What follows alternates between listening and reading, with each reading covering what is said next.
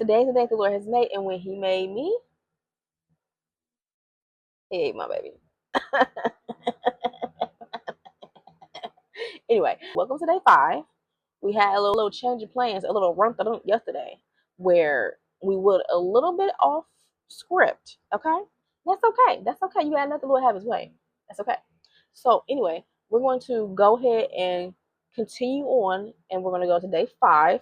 So this is day 5 of our 10-day challenge of growing in God, speaking biblical affirmations and truth over ourselves. Okay, so we're gonna jump right into it. So day 5, I'm gonna replace day 5 with what was supposed to be for day 4. So day 5 will be God's healing flows through me. God's healing flows through me. Okay, it flows through me. What does that mean? God's healing flows through me. When I get excited, sometimes I talk a little fast. So if ever I'm speeding up and going a little too fast, just like Chanel, baby girl, Nell, you here. Just break it down. Just break it down a couple notches. Just break it down. Just go like, bring it down, baby girl. Bring it down. All right. So Jeremiah 17:14. Jeremiah 17:14. And I'm gonna read it. It says, heal me, Lord, and I will be healed. Save me and I will be saved.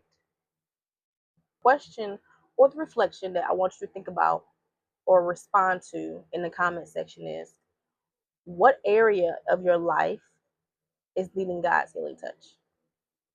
And as always, I'm gonna share something very personal. Like this honestly, I share personal things anyway, but it's something that is very personal to me that I didn't realize until, I want to say, a couple months ago, that the Lord was still healing me from, and healing me. That it was an area that God was still healing me and growing me in. And so this is very vulnerable. So I'm gonna share this with you all, and it's very vulnerable. And the reason why I reveal the things I reveal, sometimes publicly, but just openly to the Lord, is because I know if I hand it over to Him, this is an area that He will heal. I can't hide away or tuck away things that I don't want God to heal. Like, anything that you want God to heal, you have to give it to Him. When you want healing for something, you have to acknowledge that there's hurt there. If you want healing for something, no matter what it is, you have to acknowledge that there's hurt there. You have to acknowledge there's a problem. You have to have accountability in that area and say, hey, this is an area of my life that's not quite right. You have to be humble enough to acknowledge that. And I know for me, this is an area where I think for a very long time, I tucked it away for a very long time. For a very long time. And in this season of coming home and caring for my mom, first of all, coming back home opened up a can of worms and just another dimension of healing that I really was not expecting. But God's will be done, and God know what He's doing, because I needed to heal and grow in those areas. So coming back home was a healing process in its own. And it's God is so good. And the thing is, God is so good and so intentional. He talks to me in different ways in different seasons. And since I've been home in Detroit, the way He's talked to me has been that of a father. I hope I don't cry. I really do. And one of the places that God has been healing me of is the love of a father. So even when I have dreams and when I have visions, the Lord will often reveal Himself to me as the Father. And Whereas before, I know God is, I know him as a provider. I know him as Lord of Lord. I know him as Lord of my life and being a provider in different areas and being faithful. But in this time, he has really focused on being a father to me. And this is an area that he's been healing me in, because he's placed men around me that are such good fathers. And they have stepped up in my life and shown me what it looks like to be a good father. And I know he's doing that because of what he's called me to, and called me into a godly marriage. He wants me to have examples of what it is to have a godly, healthy father, not just for myself but for my children. I even look at my daughter's father, my ex-husband, and although he didn't do things right in our marriage, I look at the relationship he has with our daughter. And my daughter, she thinks the world of her father. Like their relationship now is much better.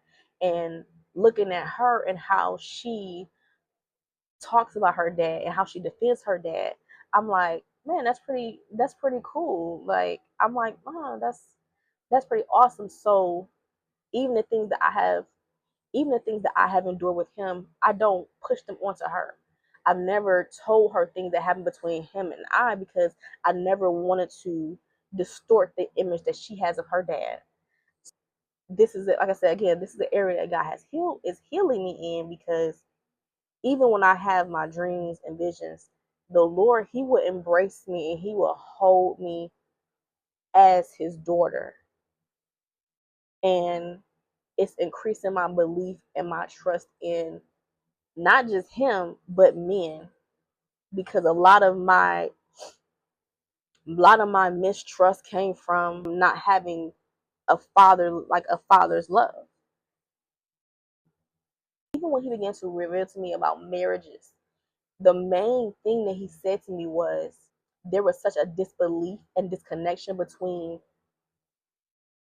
his people and him, was because they didn't have a belief in their own biological fathers. They didn't have trust in their own parents. So God was moving in a way where he was restoring relationships with fathers and mothers and mending. So in that season, the Lord was restoring my relationship and giving me compassion for my earthly parents. When he began to restore that area of my life, I began to see the Lord as not just God, not just a provider, not just the Prince of Peace. Not I began to see him as my Father.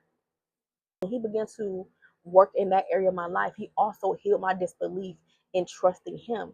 So once he healed that area of my life of being compassionate and giving grace to my earthly parents, he healed the disbelief in me. So now I was able to see him as my Father, and healing me of the relationship of a father's love, and he's been giving that to me. So a lot of times now when I go into prayer, and you might hear me say it, I refer to myself as a daddy's girl. And whereas before this season of my life, I have never referred to myself in that way at all. I have never referred to myself as that way, as a daddy's girl. But now, because he's healing me and putting men in my and have continuously put men in my life to demonstrate the love of a father, I know that's how he's healing me, and he's continuing to heal me.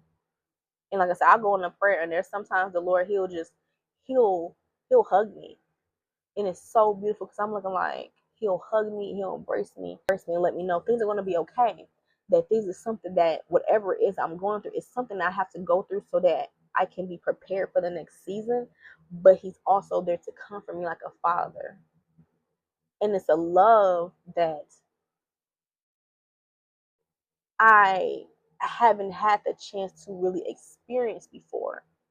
So even with that, like, it makes me very vulnerable. It makes me cry, because I'm like, Lord, you love me so much that not only you pour your love of a father into me, but you also put men around me that are really caring and really sweet and are godly men, that are men of integrity and honor.